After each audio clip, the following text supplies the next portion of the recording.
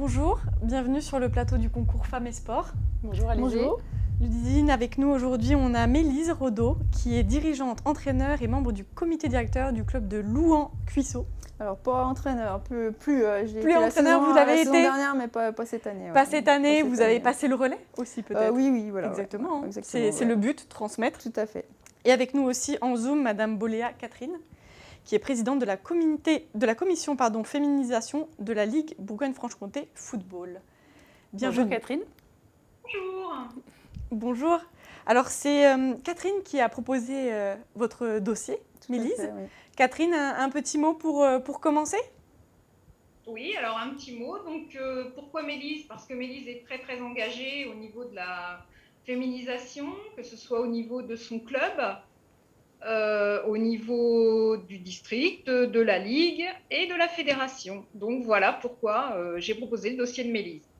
Ça vous a paru évident finalement de proposer son dossier, non ? Tout à fait.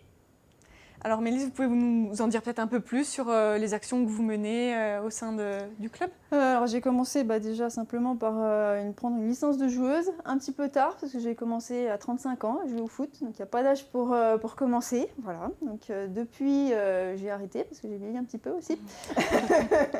Donc ça devenait dur physiquement, donc voilà, puis place aux jeunes aussi. Et ensuite, je me suis engagée en fait en parallèle dans on va dire la promotion du foot féminin en général, c'est-à-dire qu'on m'a proposé gentiment aussi d'intégrer le district, la commission féminine. Donc j'ai intégré la commission féminine au district. Depuis, j'ai pris la présidence de la commission féminine au district Saône-et-Loire de football. Je me suis engagée auprès de mon club, c'est-à-dire que j'ai été élue au comité directeur. Je reste avec le contact avec le terrain en étant dirigeante. Donc j'accompagne les équipes essentiellement seniors féminines, mais j'aime bien aussi le samedi aller sur les terrains avec les jeunes, que ce soit les toutes petites, l'école de foot, donc en U7 ou alors les plus grandes, que ce soit U13 ou U15. J'essaye de rendre service aux éducateurs et éducatrices du club, parce qu'il y a toujours besoin de bénévoles. Donc voilà, puis c'est assez sympa. Ouais. Finalement, vous n'êtes jamais loin du terrain. Voilà, c'est ça. On le quitte jamais vraiment, il y a toujours des choses à faire. C'est exactement ça. Et puis voilà, j'ai rencontré Catherine par l'intermédiaire de la Ligue et du club des 100 femmes dirigeantes de la Fédé. Et elle m'a dit, voilà, est-ce que tu ne voudrais pas rejoindre la commission de féminisation à la Ligue Bourgogne-Franche-Comté ? Je lui ai dit, écoute, allez. Oui, c'était une évidence pour vous pourquoi d'accepter. Pas, voilà. Et puis c'est dans la suite aussi des choses, de suivre les actions, d'être le relais entre ce qui est dit à la fédération et puis... de mettre en place, dans la continuité de votre engagement. Exactement, ouais. Exactement.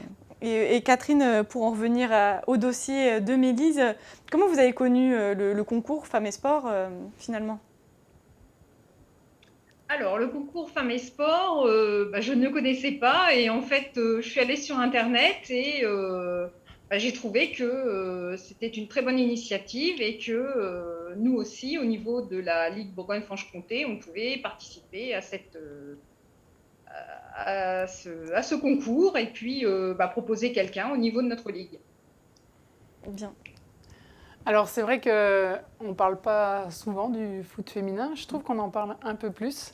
D'ailleurs, il n'y avait pas un slogan « le foot c'est aussi au féminin » ou quelque chose comme ça. Je me souviens avoir eu un t-shirt « le foot c'est aussi au féminin ». En prévision de la Coupe du Monde, ouais, c'était ça. Ouais. Oui, et en fait c'est fou comme les résultats d'une équipe nationale peuvent promouvoir le sport. En l'occurrence là, les filles avaient fait quand même des résultats, on les voyait un peu plus à la télévision. Et du coup, on a trouvé, moi je pense que vous avez eu plus de licenciés filles, non ? Suite à ces résultats. Là on est actuellement on est à 200 000, un peu plus de 200 000 licenciés féminines. Donc à la fédération, c'est la plus grosse fédération déjà au niveau national. Je crois qu'il y a 2 millions de licenciés, il y a 200 000 féminines. Donc c'est quand même énorme. Ouais. Ça regroupe les joueuses U7 jusqu'à senior, mais vous avez aussi l'arbitrage des dirigeantes qui rentrent en compte dans ces licences. Et on voit de plus en plus, ne serait-ce que sur le district, et c'est valable pour tous les districts et toutes les ligues, chaque année on a une augmentation des féminines, parce qu'on peut trouver sa place, que ce soit sur un terrain, à côté du terrain, il y a de la place pour tout le monde. Et puis, je pense que c'est aussi une bonne manière de s'épanouir, oui. Tout à fait. Moi, je m'en rends compte dans les écoles, on voit de plus en plus de filles quand on joue au ballon. Oui. Ils disaient, pourquoi il n'y a que les garçons qui jouent au foot ? Bah non. Par contre, moi, tu vois, je suis handballeuse et je vois de plus en plus de filles qui vont vers le foot et je leur dis, mais non, mais il y a aussi le handball. On se pique des licenciés. Venez au foot. Non, mais voilà, c'est bien que je trouve que chaque fille puisse trouver son sport qui lui convienne. Ouais. Et ça, c'est super important. Le tout, c'est de se lancer, d'essayer et de voir ce qui nous convient le plus. Oui, tout à fait. Et puis après, on le voit notamment pour l'arbitrage, parce qu'on essaye de faire arbitrer les plus petits. Donc à partir de la catégorie U13, on leur dit, voilà, tu as le drapeau de touche, c'est toi qui arbitres. Donc ils se mettent aussi dans la peau de l'arbitre. C'est pas forcément évident d'arbitrer un match, donc ça leur montre les deux côtés, on va dire, de ce sport. Et puis certains ou certaines filles partent sur le... Oui, ça peut encourager. Exactement. D'ailleurs, il n'y a pas eu des filles qui ont arbitré sur un tournoi de foot là Ah si, vous avez Stéphanie Frappard, qui est l'arbitre qui montre, voilà. Et puis on a aussi localement, donc nous au niveau du district, Alexandra Collin, qui vient d'être homologuée, si on peut dire ça, par la FIFA, donc qui va arbitrer sur les grosses rencontres. Ouais. Et c'est important qu'on ait aussi des filles sur les matchs de garçons, je trouve. Oui, exactement. Et puis ça change, on va dire, le match.